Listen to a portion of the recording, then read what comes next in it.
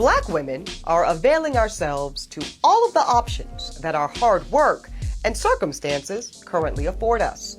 And that means that single motherhood by choice is going to be an option that more and more Black women consider and even exercise. So anybody that's in their feelings about that can go ahead and start to process right now.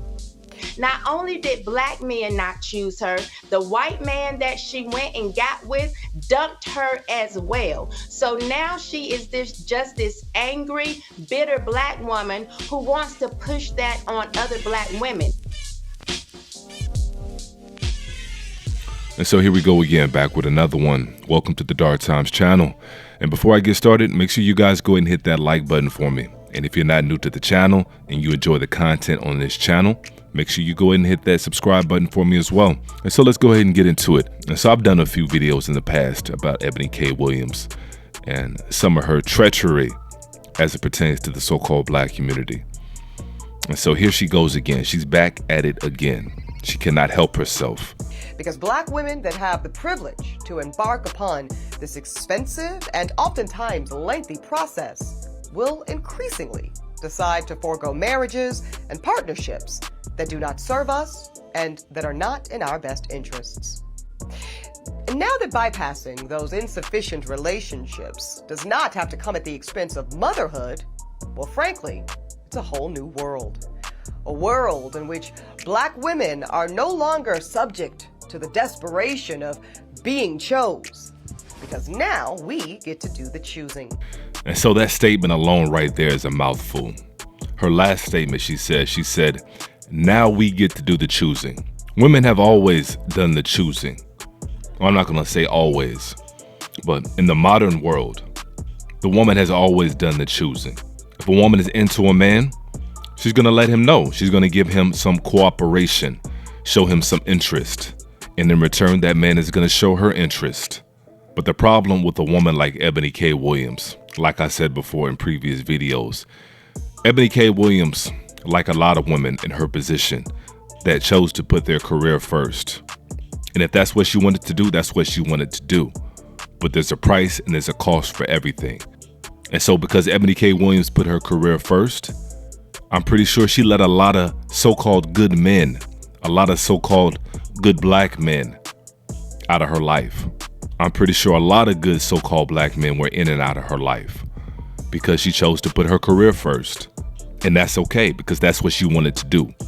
But what's not okay is somebody like Eboni K. Williams coming out after 20 years, pushing the narrative that there's no good Black men left, or there's slim pickings when it comes to good Black men. And I've talked about this before, and it's really sad when you think about it. Women like Eboni K. Williams, and not just so-called Black women, but a lot of women, they choose bad boys in life early on. And I just had this conversation with somebody the other day, somebody in my family. We were talking about a relative of ours that is now going through a divorce, and she's now leaving an abusive situation that she was in. And that's a good thing. But this family female relative that I was talking to, she's somebody that is almost Eboni K. Williams to a T in a lot of different areas. And so I try not to argue with people, but sometimes when you're talking to family, it's hard not to get into it. And so we got into a little bit of a back and forth, and she was pretty much echoing the same thing that Eboni Williams was echoing about how there's no good Black men. And she brought up our family member that's now getting out of a abusive relationship as an example. And I said, wait a minute. Hold on a second. Isn't this the same person back in college that refused to date or even talk to this guy that we both knew that was an engineer, or at least about to get his degree in engineering? A solid dude, solid individual. She refused to give him the time of day because he was too boring. Crickets. I said, I bet when she was getting her ass beat, sitting there with a black eye, I bet boring would have sound real good at that time. But like I said, there's an epidemic of dating bad boys. And it's not just exclusive to so-called Black women. This is a phenomenon across the board. And it's something that has been that way as long as I can remember, and probably going even further back than that. And I want to go ahead and play another clip from Jason Whitlock's show Of all places, yeah, Jason Whitlock. A dead clock is right twice a day. And so he's got a so-called black female guest on his show. And I want y'all to pay attention on how she lights Ebony K. Williams' ass up. I couldn't have said it better myself. And so I'm going to go ahead and let the clip play. And of course, I'll come back and chime in. What you have here, Jason, is a woman who worked for a very prominent attorney here in my city who gained the reputation of being skinny, unappealing, disagreeable, and having chronic halitosis. Now, that's not my counter argument, but that would be what I'm using to say this is why she's so bitter. Anybody that has raised children know that it is easier to do with a spouse, with a partner, with someone who can take part of that responsibility. It is extremely hard to be this boss bitch going out working 40 to 50 hours a week and then being able to also pour into your children. No other group of women are pushing this except for black women. You don't see white women saying, hey, just do it by yourselves. Unless they're talking to us. You don't see Indian women, Asian women. It is only us that live in some type of delusional fantasy world that, oh, we don't need a man. We can do this all by ourselves. But all we have to do is look back on the last 20 or 30 years and look at what single motherhood has done to black kids and the black community. Why would anybody in their right mind be pushing this? It will only be someone who is bitter and angry. And when she talks about relationships that don't serve us, do you want a man or do you want a slave? What is it that you're looking for? Because it would serve you to be provided for. It would serve you to be protected. It would serve you to have a partner that goes at life together with you. What are you talking about? These relationships that are unfulfilling. Just because you keep running into the bad men don't mean all men are bad. And this is what I want women to understand. If you're always looking for men that are negative, that's all you're gonna get. If that's all you think is out there, that's all you're gonna see, and that's all you're going to attract. Change what you think about men and you will attract better. If you keep coming into the same type of relationship, the common denominator is you.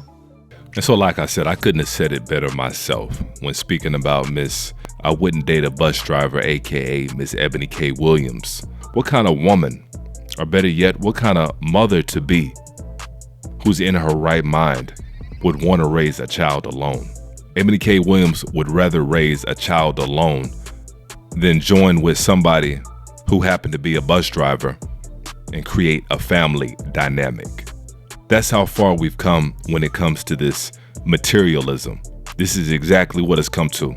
Women would rather raise a child alone than date a man that made less than them or didn't have enough of a dignified position or job for them. This is what it's come to. We got to start thinking on a higher fucking level than buying Gucci, Louis Vuitton, driving Mercedes Benz. Yeah, all that stuff is fine and dandy. But if you can't have it, or if you don't have it, then what? Is your life just some miserable existence? Sometimes I wonder, do people ever stop to think that maybe they're not supposed to be rich? Maybe they're not meant to have money.